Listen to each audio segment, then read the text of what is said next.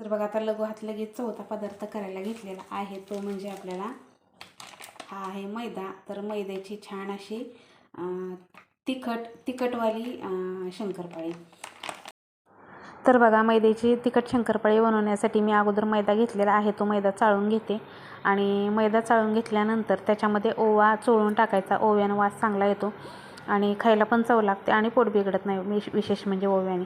त्यामुळे अशा पदार्थांमध्ये ओवा चांगलाच लागतो, चांगला टाकावा. पण 1 चमचाभर लाल तिखट टाकलं, 1 चमचाभर मीठ टाकलं चवीपुरतं. म्हणजे जसं तुम्हाला तिखट हवी.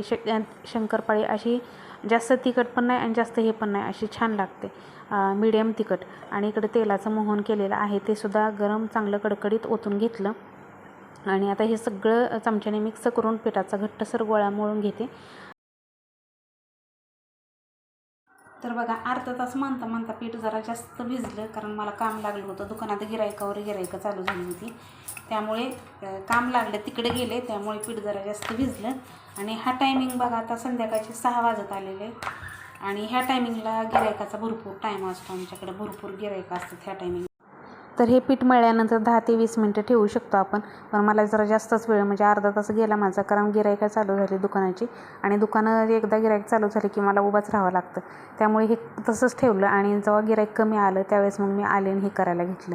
तर इकडे बघू शकता, लाटी छान अशी लाटून घेतली. जास्त पातळ नाही, जास्त घट्टही नाही, अशी मिडियम साईजची लाटी लाटून घेतली. त्यानंतर छान अशा शंकरपाळ्या पाडून घेतल्या. आणि कसंही लाटा, काहीही प्रॉब्लेम नाही, इतक्या छान होतात ना.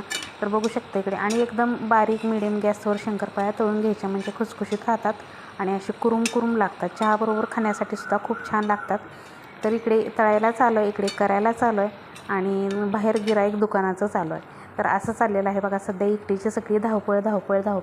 तर बघू शकता इकडे छान अशा मस्त कुरकुरीत शंकरपाळ्या तयार आहेत आपल्या बनवून. तर सगळ्या शंकरपाळ्या अशाच तळून घेते. आता करून झालेल्या आहेत बऱ्यापैकी. आता सगळ्या तळून घेते आणि तुम्हाला दाखवते कशा शंकरपाळ्या झालेल्या आहेत त्या आपल्या.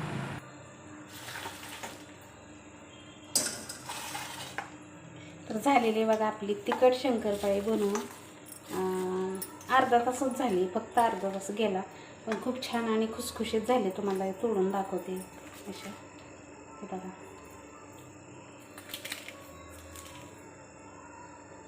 मस्त झाली आणि चवीला पण छान झाली, खुसखुशीत झाली. आणि थोडीशी तिखट मीठ ओवा टाकल्यामुळे आणखीन छान लागते.